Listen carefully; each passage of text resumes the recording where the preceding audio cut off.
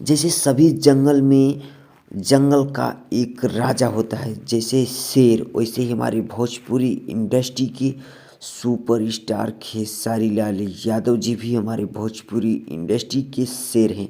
आपको यकीन नहीं हो रहा है, आपको बता रहे हैं ना चाहते हैं कि हमारी भोजपुरी इंडस्ट्री के सुपरस्टार खेसारी लाल यादव जी जो मूवी का ट्रेलर लेकर आए हैं, जिस मूवी का नाम है संघर्ष 2। यह मूवी का ट्रेलर आपको देखने के बाद बहुत ही गजब का लगने वाला है।